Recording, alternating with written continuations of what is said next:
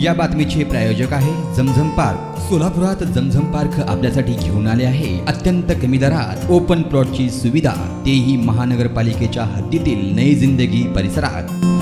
आज भारतीय जनता पक्षाच्या वतीनं दक्षिण विधानसभा मतदारसंघातील सोरेगाव, वडककबाळ, वांगी, मनगोळी, गावडेवाडी, कंदलगाव या गावात सोलापूर लोकसभा मतदारसंघातील भाजपचे उमेदवार राम सातपुते यांचा गाव भेट दौरा संपन्न झालाय। सर्वप्रथम सकाळी 10 वाजण्याच्या सुमारास उत्तर सोलापूर तालुक्यातील सोरेगाव येथून दक्षिण सोलापूर मतदारसंघातील गाव भेट दौऱ्यास सुरुवात झाली। सोरेगाव येथील ग्रामस्थांसोबत संवाद साधून हत्तूर गावी ते निघाले असता गावात मयत झाले असल्याचं समजताच तेथील दौरा रद्द करण्यात आला। त्यानंतर सकाळी 11:15 वाजण्याच्या सुमारास दक्षिण सोलापूर तालुक्यातील वडकबाळ येथील मतदारांशी संवाद साधून दुपारी 12 वाजण्याच्या सुमारास ते वांगी येथील मतदारांशी संवाद साधून 12:15 वाजण्याच्या सुमारास मनगोळी येथे दाखल होऊन तेथील ग्रामस्थांसोबत चर्चा केली।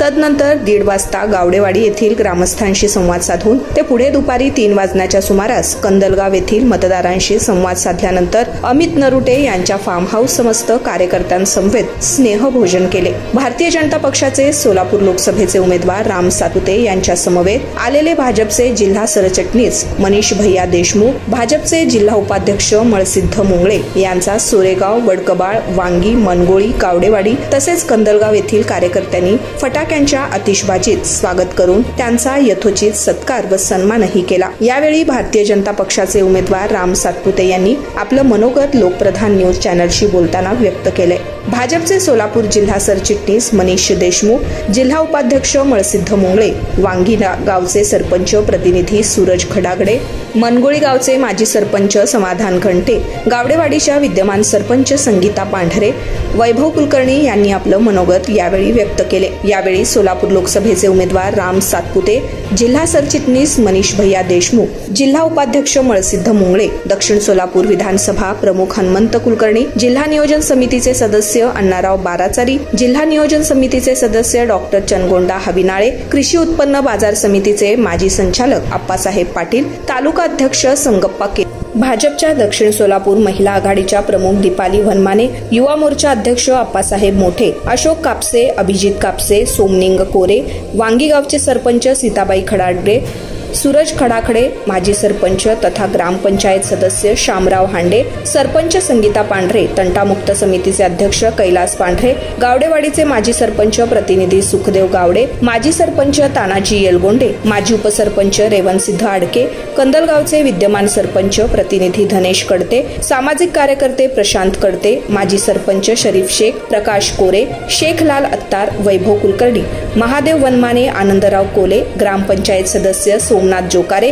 शिवानंद वंडराव, माजी उपसरपंच अप्पाराव राऊतराव, ग्रामपंचायत सदस्य सायप्पा कांबळे, बसवराज निंगफोडे, राजकुमार निंगफोडे यांच्यासह वरील गावातील ग्रामस्थ बहुसंख्येनं उपस्थित होते। नारायण घंटे, लोकप्रधान, कंदलगाव।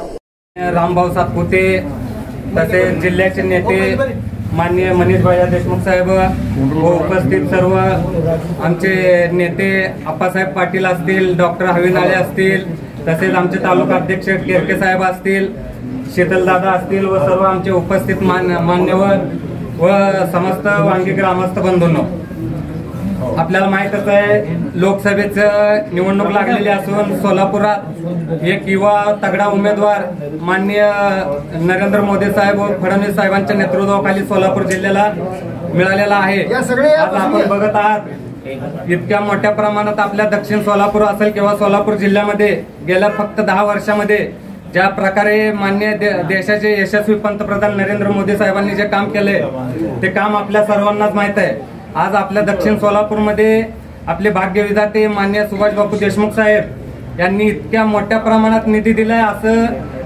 आपल्या तालुक्यामध्ये असं कुठलेही एक गाव ठेवलं नसेल की ज्या गावाला कमीत कमी 1-2 कोटीच्या पुढे निधी दिला नाही। त्यामुळे आपलं कर्तव्य बनतंय की येत्या निवडणुकीत आपल्या देशाचे पंतप्रधान माननीय मोदी साहेबांना ताकद देण्यासाठी अबकी बार 400 पारचा जो नारा आपण दिलेला आहे त्या नाऱ्याला आपण परिपूर्ण उतरण्यासाठी सोलापुरातून माननीय रामभाऊ सातपुते यांना मोठ्या मताधिक्याने निवडून द्यायचंय आणि आपलं काम बोलतंय। आपण काय फक्त मत मागण्यासाठी आलो नाही। आता काही जण उठवते ती 10 वर्षाचा विकास दाखवा, गेल्या खासदाराचं काम दाखवा, आपल्याच गावात इतक्या मोठ्या प्रमाणात निधी आलाय, त्यांनी कधी बी येऊन बघू द्या.